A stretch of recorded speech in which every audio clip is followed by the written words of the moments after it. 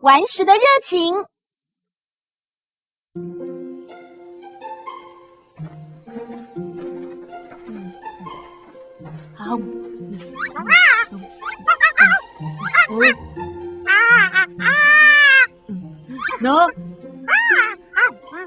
北慧，你一直吃，食物真的够吗？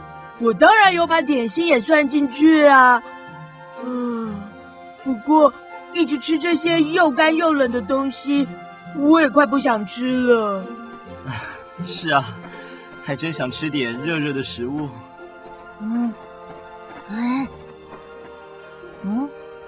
再忍耐一下，就快到山海部落了。部落里就有热热的东西可以吃。怎么了吗？奶奶不见了。奶奶一定有什么原因才没跟上队伍啦。我想起来了，奶奶对这段路有不好的回忆。奶奶很小的时候，爸爸妈妈就不在了。她曾经在这里流浪，这里的坏人都让小小的她很害怕。后来是吉娜救了她，我跟买卖才能一起相处到现在。我居然忘记买卖不喜欢这条路。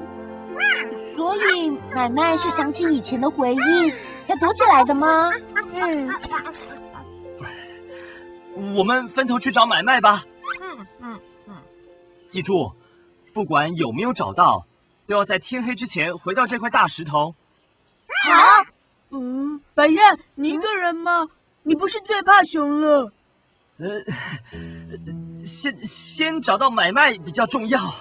赶快出发吧。白燕在发抖哎。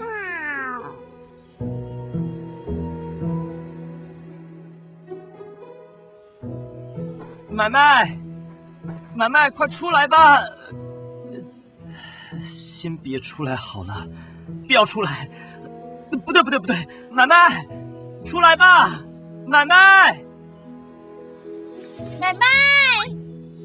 你在哪里？快出来！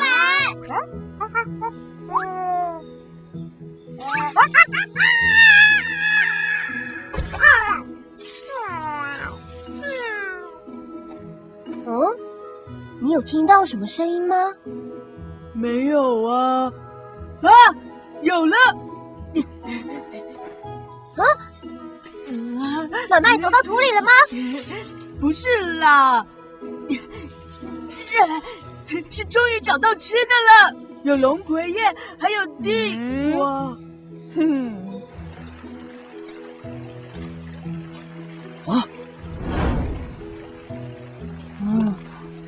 买卖，在捡石头吗？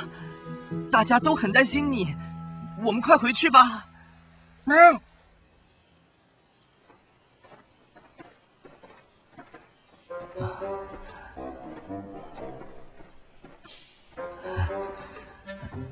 我走快一点好了。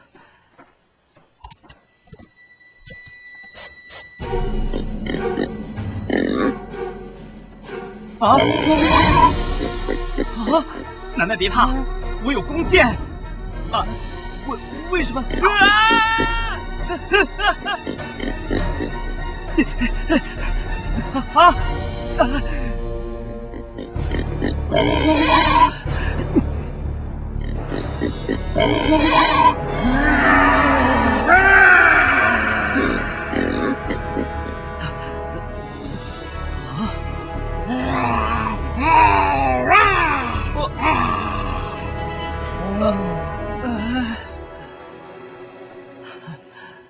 买卖，谢谢你救了我。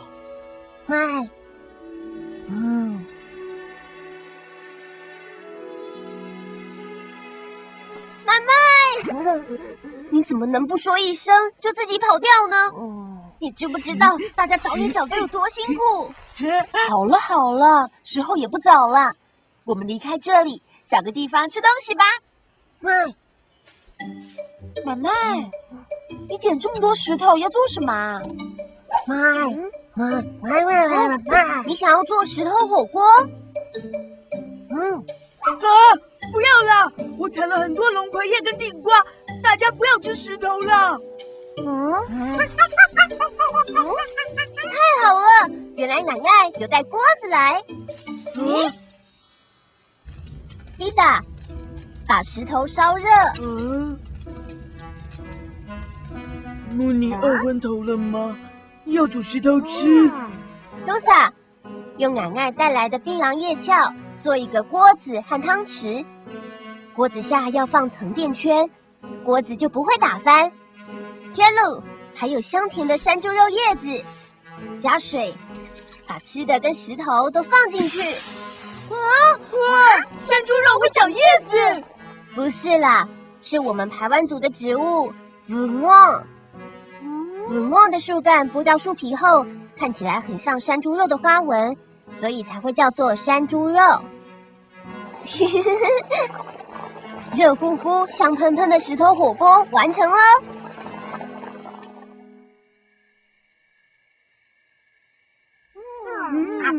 好好吃哦！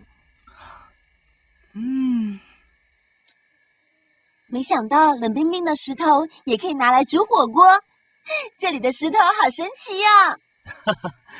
其实只要有适合的石头，在哪里都可以煮火锅哦。真的吗？我们从热的传递开始说起吧。热能的传递会从高温传到低温，传递方式有3种，包括热传导、热对流和热辐射。借由固体或静止的液体接触来传递热能的方式是热传导，而靠流动的液体来传递热能，则叫热对流。热辐射不需要靠其他东西传热，太阳的热照在我们身上，就是一种热辐射。我知道了，煮石头火锅是固体和静止的水之间的热能传递，所以是热传导。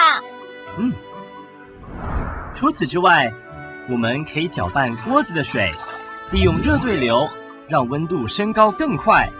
我看买卖刚才一直加石头进去，为什么要这么多石头才能煮火锅呢？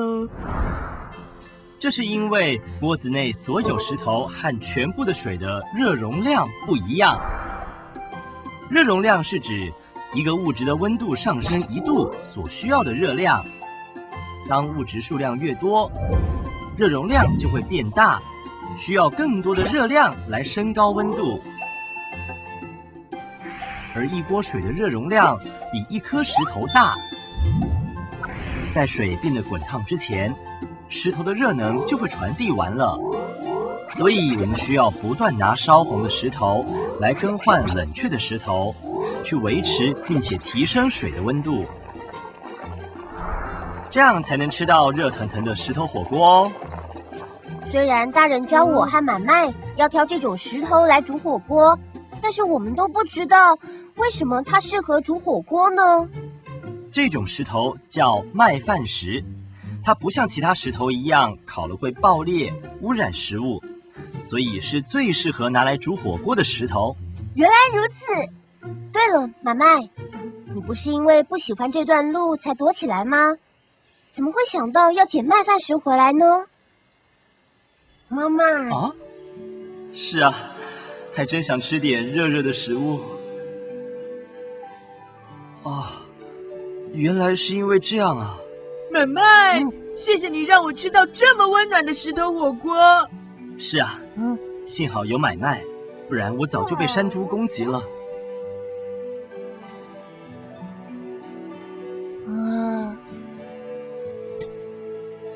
买卖虽然是熊，但它更是我的好朋友。